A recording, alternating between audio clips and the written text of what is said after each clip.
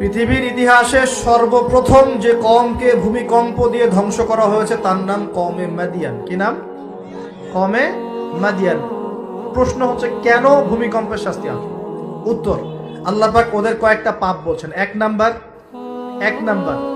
আল্লাহ ওদেরকে বলছেন ওয়াজিনু বিল কিসতাসিল মুস্তাকিম, তোমরা ওজনে সঠিকভাবে মাপ দিবে।